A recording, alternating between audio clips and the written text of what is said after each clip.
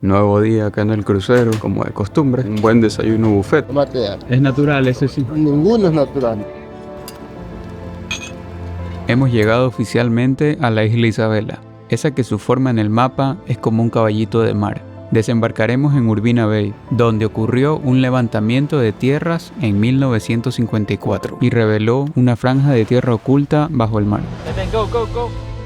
Esto significa que debido a un evento geológico, el fondo marino se elevó repentinamente 4 metros, emergiendo como una nueva extensión de tierra en solo unas pocas horas.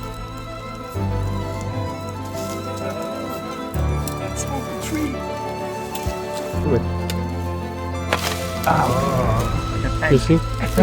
They're super strong.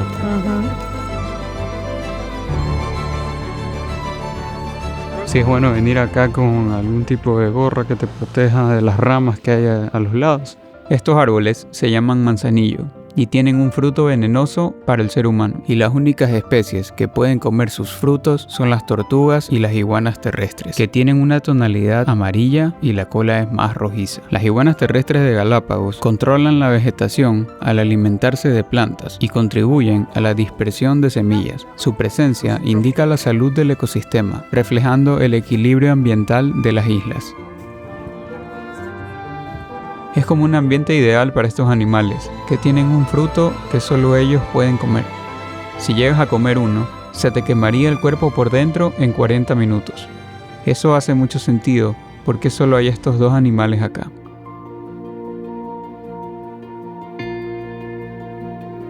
Súper rara esta isla, polvorienta y piedrosa. Una isla de iguanas y tortugas.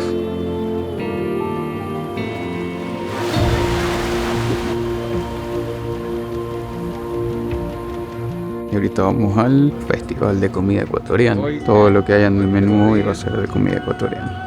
Empezamos con un ceviche mixto de pescado y camarón, acompañado de una porción de pan de yuca y un sorbeto de naranjilla. Y en el plato fuerte, un mix delicioso de comida andina y costeña, con un postre de higos con queso, dulce de 3 leches y un alfajor. Bueno, ahora tenemos una sesión de snorkeling. No sé la verdad qué es lo que vayamos a encontrar debajo de estas aguas. Ha estado bastante soleado todo el día.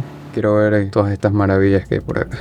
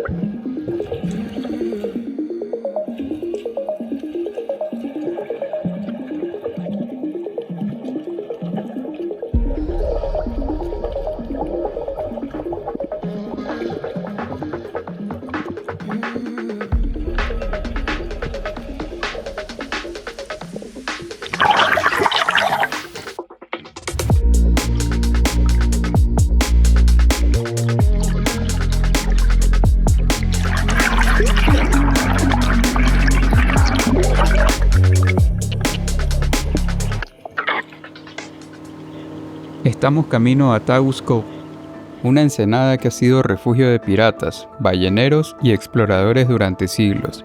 Las rocas que rodean este lugar llevan las marcas de aquellos que pasaron por aquí, dejando sus nombres tallados como recuerdo de su paso por estas tierras. Sus paredes de roca nos cuentan historias de aventuras y descubrimientos. Hemos llegado a Tagus Cove. Acá estamos haciendo un pequeño hike en donde vamos a poder observar la laguna. Una laguna que es de agua salada, que está dentro de la tierra y se ha llenado por aguas submarinas. Esta es como una isla desértica. Bueno, no es que es una isla, es una parte de Isabela. Solo hay árboles secos, bastante sol y no hay mayor vida animal. Escuchan pájaros, pero nada más.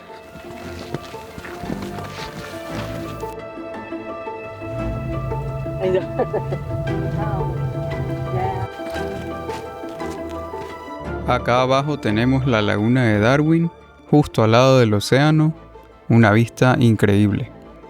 Y bueno, vamos a ver qué más nos espera por acá dentro de estas tierras desérticas. El terreno por acá mucho más piedroso. Estamos llegando ahorita a unas partes donde ya hay unas rocas negras, podríamos decir la cima de todo esto. No sé si vayamos a llegar realmente allá arriba. Todos estos árboles blancos que se ven atrás son palo santo. Ya estamos aquí súper cerca. Casi que llegando ya a la parte más alta de toda esta parte de la isla.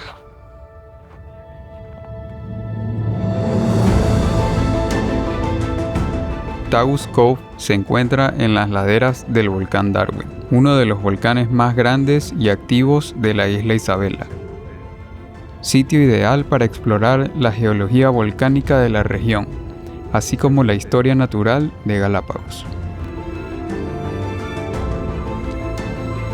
Buen hike, valió totalmente la pena. Bueno, toda esta subida inesperada, la verdad, esa vista, poder observar restos de lava volcánica por acá arriba. Imagino yo que en alguna erupción, bueno, cayeron estos pedazos de piedras por acá.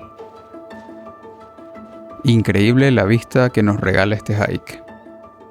Vamos de regreso al barco. Por muchos años han venido y han puesto el nombre de su embarcación y el año en el que han estado por acá. Entonces actualmente es prohibido marcar cualquier tipo de cosa aquí, incluso te pueden meter preso. Ahora simplemente son como unas paredes del recuerdo.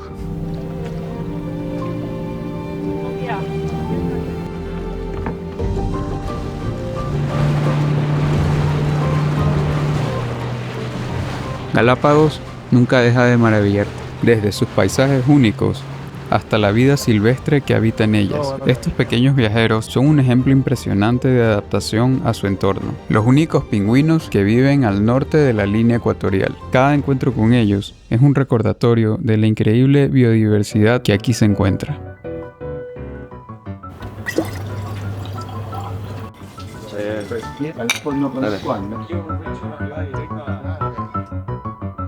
Esta vez estoy un poco mareado, pero no por el barco, sino por el old fashion. Mi cuarto está justo aquí abajo del bar. Vamos a ver cómo está mi cuarto, si me lo han arreglado. Ordenadito el cuarto. Bueno, esta es nuestra mesa oficial. Ya nos conocen que somos dos. Aquí ya listos para cenar, después de tomarnos un old fashion y una piña colada.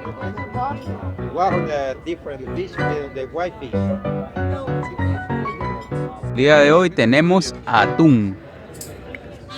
Happy birthday.